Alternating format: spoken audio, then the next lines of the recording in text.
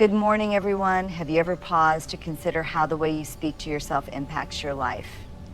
Every day we narrate a story about who we are and what we're capable of, but too often that story is tinged with doubt, criticism, and fear every day. We are surrounded by a world full of noise, voices that tell us who we should be, what we should look like, how much we should achieve, and even how we should feel. These external voices can quickly drown out the most important one, the voice within. That's where the power of daily affirmations comes in. Daily affirmations aren't just words, they're anchors. They help ground you when the waves of doubt, criticism, and comparison threaten to pull you under. And think of them as seeds you plant in your mind every morning. When you consistently water those seeds with belief and repetition, they grow into the garden of your reality. Science has shown that affirmations work by rewiring the brain. The thoughts we repeat shape the neural pathways in our minds, much like carving a trail through a forest. The more often we take that path, whether it's one of negativity or positivity, the more defined it becomes. Affirmations help us carve pathways that lead to strength, hope, and resilience. But affirmations aren't magic spells. They aren't about ignoring reality or pretending that everything is perfect. Instead, they're about intentionally choosing what you focus on. When you say to yourself, I am enough, you're not denying the challenges or imperfections in your life. You're simply reminding yourself that your worth isn't dependent on external circumstances. Think of this. If you wouldn't start your day without brushing your teeth or having your morning coffee, why would you start your day without taking care of your mind? Affirmations are mental hygiene. They help cleanse your thoughts and prepare you to face the day with clarity and confidence. The power of affirmations also lies in their ability to disrupt negative self-talk. We're often our harshest critics, replaying a loop of self-doubt or shame in our minds.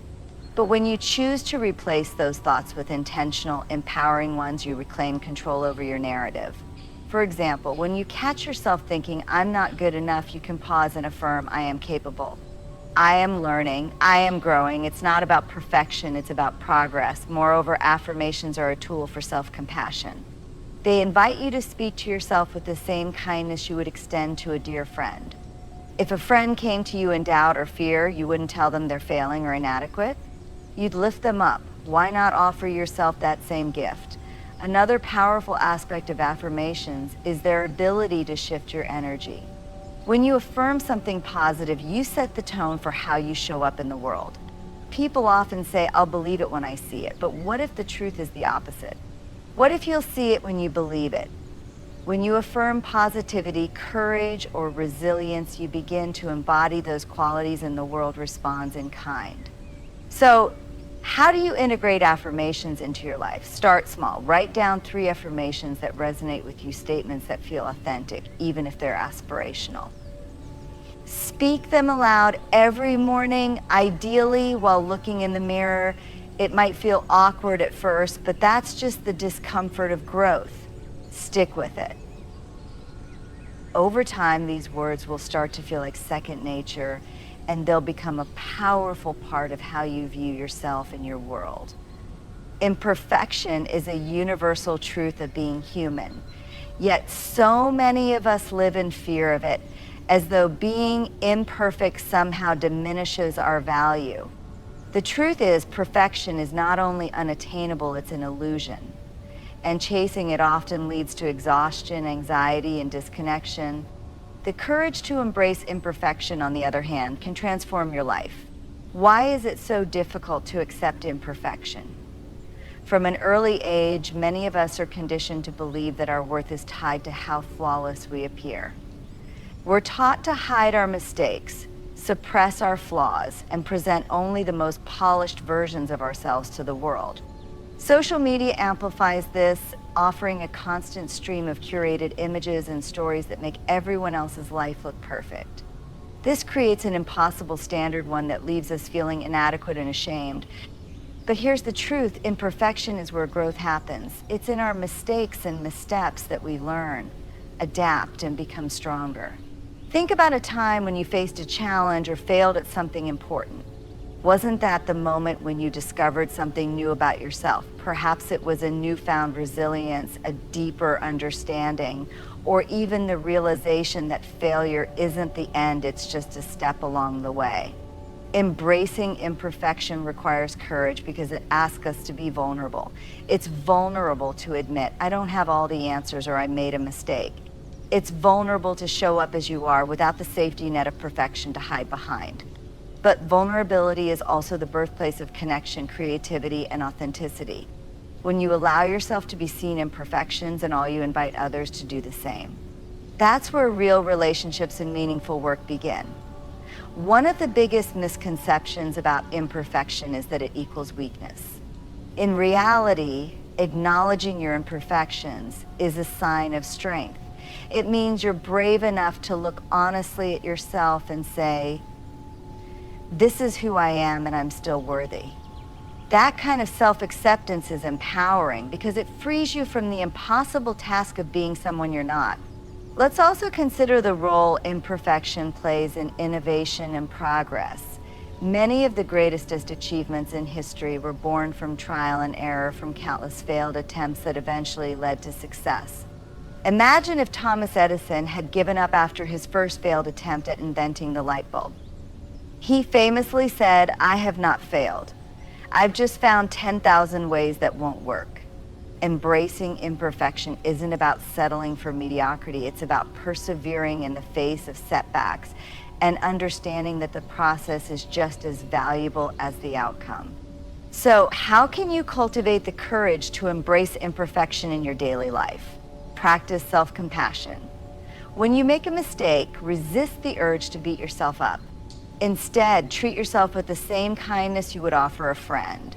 Acknowledge that being human means being imperfect, and that's okay. Shift your perspective on failure.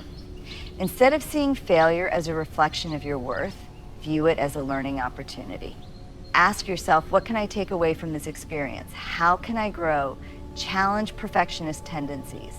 Perfectionism often stems from a fear of judgment or rejection, but the truth is people are drawn to authenticity, not perfection. Start small, allow yourself to show up imperfectly in a low-stakes situation, like sharing an unfinished idea or admitting you don't know something. Celebrate progress, not perfection. Perfection is a moving target, you'll never reach it. But progress, that's measurable and meaningful. Celebrate the steps you take, no matter how small, and recognize that each one brings you closer to your goals. Surround yourself with supportive people. Build a community of individuals who embrace and encourage authenticity. When you're surrounded by people who value you for who you are, not for who you're trying to be, it becomes easier to let go of perfectionism. When we think of strength, we often picture resilience, confidence, and control. Rarely does vulnerability come to mind. Yet, vulnerability is one of the most profound forms of strength we possess. It is the willingness to show up, to be seen, and to embrace uncertainty and emotional risk. Far from being a weakness, vulnerability is the foundation of courage, connection, and personal growth. In today's world, vulnerability is often misunderstood. It's seen as a sign of fragility or an invitation for others to take advantage of us. But let's reframe that perspective. Vulnerability doesn't mean exposing yourself recklessly or letting others walk all over you. It means being open and honest about your emotions, experiences, and needs, even when doing so feels uncomfortable or uncertain. The strength of vulnerability lies in its authenticity. When you allow yourself to be vulnerable, you're choosing to show up as your true self without hiding behind masks of perfection or invulnerability. This is a courageous act, especially in a society that often glorifies stoicism and self-reliance. To admit I'm struggling, I need help, or I don't have all the answers requires a deep inner strength because it invites uncertainty and relinquishes control. But vulnerability isn't just about personal courage, it's also about connection. Think about the people in your life you feel closest to. Chances are those relationships were built not on shared successes, but on shared struggles, honesty, and openness. When someone shares their fears, mistakes, or insecurities with you, it creates an unspoken bond. It's their willingness to be real that makes you trust them, respect them, and feel closer to them. Vulnerability is the glue that holds authentic relationships together. Ironically, we often admire vulnerability in others but fear it in ourselves. We respect people who speak openly about their failures, yet we're afraid to acknowledge our own. Why is that? Because vulnerability feels risky. It means stepping into the unknown and inviting the possibility of judgment or failure. But here's the truth: you can't experience meaningful growth, success, or relationships without taking those risks. Vulnerability is also an essential ingredient in creativity and innovation. Every great idea, piece of art, or act of leadership requires putting something personal on the line. When you share a new idea or express yourself creatively, you're exposing a piece of your inner world to others. You're risking critique, misunderstanding, or even ridicule, but without that willingness to be vulnerable, there would be no breakthroughs, no discoveries, and no progress. In fact, some of the most admired leaders and innovators in history were deeply vulnerable. They took chances, admitted their mistakes, and led with authenticity. Their willingness to be open about their challenges inspired trust and motivated those around them. People don't follow perfection, they follow authenticity. So, how can you begin to embrace vulnerability as a strength in your own life? Acknowledge your fears. Start by identifying what makes you hesitant to be vulnerable. Are you afraid of judgment, rejection, disappointment? Naming your fears can help you confront and overcome them. Start small. You don't have to dive headfirst into vulnerability. Begin with small, meaningful acts of openness. Share a personal story with a friend, admit when you're unsure of something, or ask for help when you need it. Reframe vulnerability as courage. Instead of viewing vulnerability as a weakness, see it for what it truly is, a bold act of courage. Each time you choose to be vulnerable, you're demonstrating strength and bravery. Embrace imperfection. Vulnerability and imperfection go hand in hand. Recognize that being human means being flawed, and that's not something to hide, it's something to embrace. Create safe spaces. Surround yourself with people who value and respect authenticity. When you feel safe and supported, it becomes easier to let your guard down and show up as your true self. Celebrate your courage. Each time you take a step toward vulnerability, celebrate it. Recognize that you're building a muscle, and with each act of openness, you're becoming stronger and more authentic. Understand that vulnerability is a journey. It's not something you master overnight. It's a practice, one that requires patience, self-compassion, and persistence. Let's not forget the rewards of vulnerability. When you embrace it, you unlock the ability to form deeper, more meaningful connections with others. You open yourself up to new opportunities and experiences. You gain the courage to pursue your dreams, even when the outcome is uncertain. And perhaps most importantly, you discover that your worth isn't tied to being perfect or invincible. It lies in being fully, authentically you. Vulnerability doesn't mean you won't face rejection, failure, or criticism. It means you're strong enough to take those risks anyway. Because at the end of the day, the only thing scarier than being vulnerable is living a life that's disconnected from your true self. If there's one relationship that profoundly shapes the quality of your life, it's the one you have with yourself. Yet for many of us, that relationship is fraught with harsh judgment, endless criticism, and unrealistic expectations. We become our own worst enemy, treating ourselves in ways we would never treat a friend. But what if instead we chose self-compassion over self-criticism? Self-compassion is the practice of extending kindness, understanding, and care to yourself, especially during times of difficulty or failure. It's not about avoiding responsibility or excusing mistakes. Rather, it's about acknowledging that you're human, that imperfection is a shared experience, and that you are worthy of love and respect, even when you fall short. Let's first explore what self-criticism looks like and why it can be so damaging. When you make a mistake or experience failure, does your inner dialogue sound something like this? I can't believe I did that. I'm so stupid. I'll never get it right. These words may seem harmless, but they carry a heavy emotional weight. Over time, self-criticism erodes your confidence, fosters feelings of shame, and reinforces a belief that you're not good enough. It creates a cycle where fear of failure leads to paralysis, which then reinforces the very self-doubt that held you back. What's more, self-criticism isn't motivating, it's demoralizing. Many of us believe that being hard on ourselves will push us to do better, but research shows the opposite. Excessive self-criticism undermines performance, creativity, and resilience. It drains the emotional energy you need to face challenges and keeps you stuck in a loop of negativity. Now, imagine if you replace that harsh inner voice with one of compassion. When you make a mistake, instead of saying, "I'm such a failure," you say, "I'm human and humans make mistakes." What can I learn from this? That small shift in language can transform how you perceive yourself in the situation. So what exactly is self-compassion and how does it work? Self-compassion consists of three main elements: self-kindness, treating yourself with warmth and understanding instead of harsh judgment. This means recognizing that being imperfect is part of being human and offering yourself the same kindness you would extend to a loved one. Common humanity, understanding that everyone struggles and experiences failure. When you remind yourself that you're not alone in your challenges, you break the illusion that your problems make you fundamentally flawed. Mindfulness, being present with your emotions without suppressing or exaggerating them. Instead of drowning in self-criticism or ignoring your feelings, mindfulness allows you to acknowledge your pain with clarity and balance. Self-compassion doesn't mean you avoid accountability or ignore areas for improvement. It means approaching yourself with a constructive mindset rather than tearing yourself down.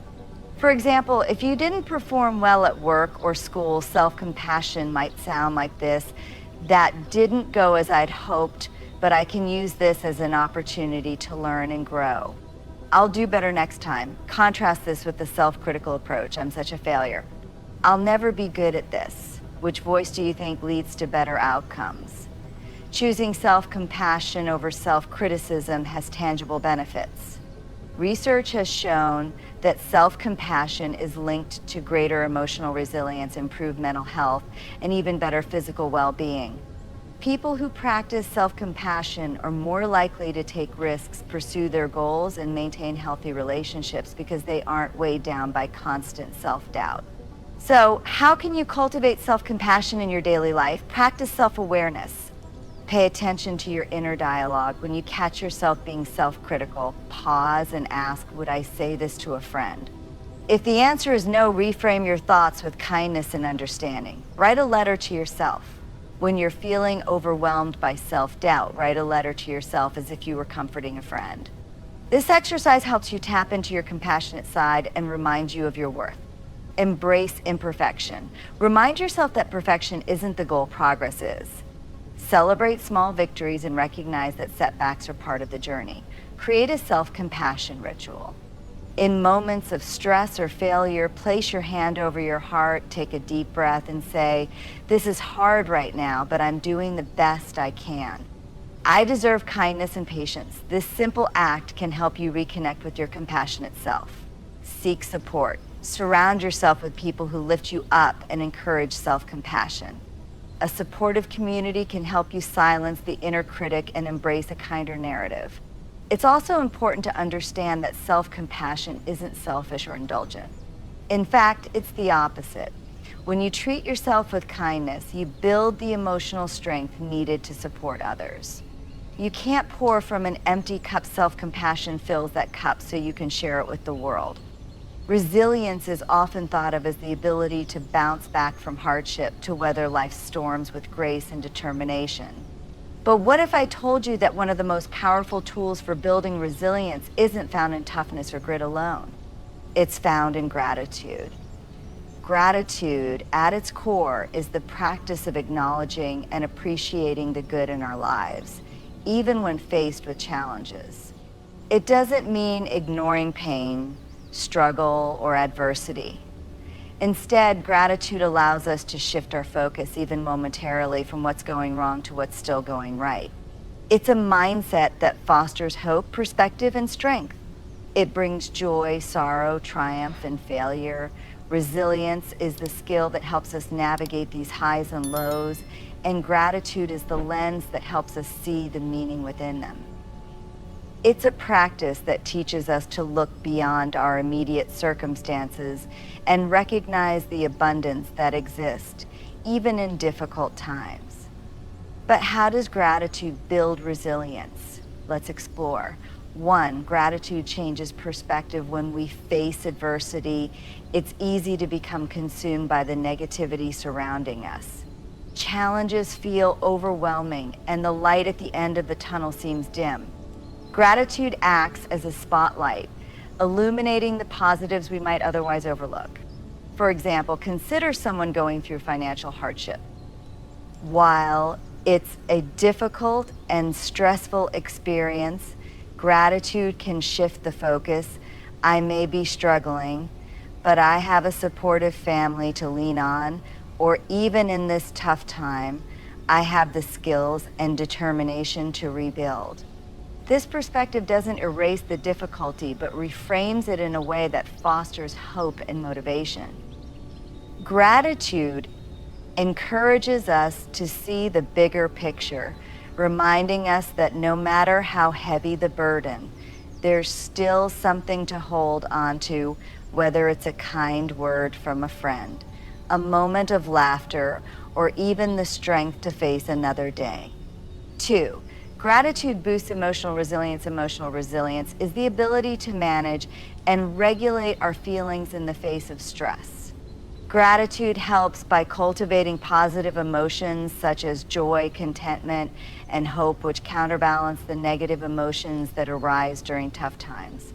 Research has shown that practicing gratitude can reduce symptoms of depression and anxiety, enhance overall well-being, and increase optimism. When we focus on what we're thankful for, our brains release dopamine and serotonin, neurotransmitters associated with happiness.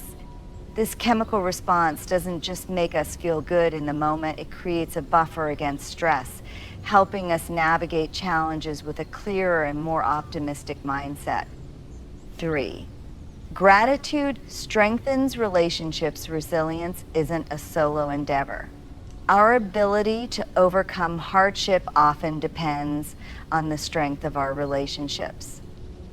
Gratitude plays a pivotal role in fostering those connections. When you express gratitude to others, whether it's a simple thank you or a heartfelt note, you strengthen the bond between you.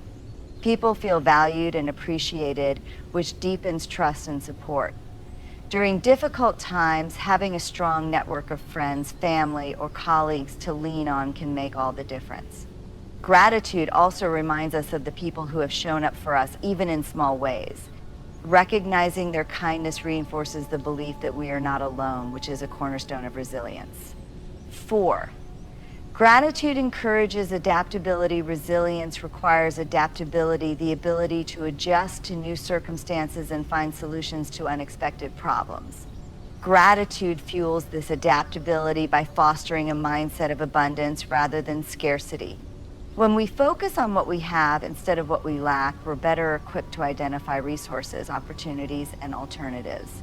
For instance, someone facing a career setback might practice gratitude by acknowledging their skills, experience, and the support of their network. This shift in focus can inspire creative thinking and empower them to take proactive steps toward a new opportunity. Gratitude also cultivates patience, which is essential when navigating uncertainty. It reminds us that while the road may be difficult, there are blessings along the way, and that perseverance often leads to growth. 5, gratitude provides meaning. One of the greatest challenges of adversity is the sense of purposelessness it can bring. Gratitude helps us find meaning in our experiences, even the painful ones.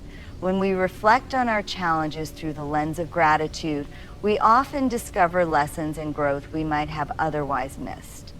A difficult breakup might teach us about self-worth and the qualities we want in a partner. A health scare might deepen our appreciation for life and motivate us to prioritize our well-being. Gratitude transforms adversity into an opportunity for reflection and growth. It allows us to say, this is hard, but it's shaping me into someone stronger, wiser, and more compassionate. Cultivating gratitude to build resilience. Gratitude is a skill, and like any skill, it requires practice. Here are some ways to incorporate it into your daily life. Keep a gratitude journal. Write down 3 things you're grateful for each day. They can be big or small: a kind gesture, a beautiful sunset, or even the resilience you showed in a tough situation. Over time, this practice trains your brain to focus on the positives.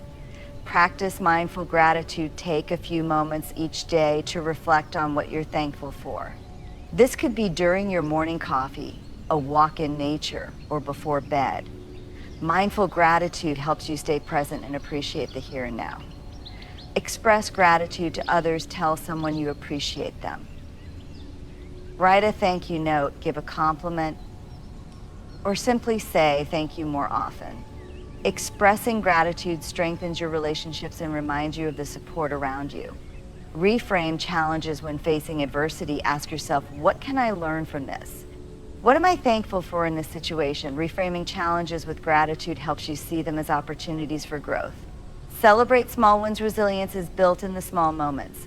Celebrate your progress, no matter how minor it may seem. Gratitude for small victories fuels the motivation to keep going. The resilience gratitude cycle. Gratitude and resilience create a positive feedback loop. The more you practice gratitude, the stronger your resilience becomes. And as your resilience grows, you're better equipped to find gratitude even in difficult times. Life will always bring challenges, but gratitude gives us the strength to face them with grace and hope. It reminds us that even in the darkest moments, there's light to be found. So the next time you're struggling, pause and ask yourself, what can I be grateful for right now? It might be the smallest thing: a breath, a smile, or the fact that you're still standing. But in that moment, that gratitude will be your anchor, keeping you steady and helping you rise. Because resilience isn't just about surviving, it's about thriving. And gratitude is the key. In the tapestry of life, challenges are inevitable. We encounter setbacks, heartbreaks, and uncertainties that test our strength and resolve. But within each challenge lies an opportunity to grow, to rise, and to redefine what it means to live a fulfilling life. The threads of resilience and gratitude are what weave this tapestry together, creating a foundation that sustains us through life's storms. By choosing self-compassion over self-criticism, we nurture a kinder, more supportive relationship with ourselves. By embracing vulnerability as strength, we connect authentically with others and discover the courage to show up fully, even in uncertainty. And through gratitude, we find perspective, emotional balance, and the ability to see light even in the darkest of moments. These principles are not just fleeting ideas or temporary fixes, they are practices, habits of mind and heart that require intention and commitment. They remind us that life is not about avoiding struggle, but about embracing the lessons, connections, and growth that come with it. So let us cultivate gratitude for the small joys, the unseen blessings, and the opportunities to learn and evolve. Let us show ourselves the same compassion and understanding we offer to others.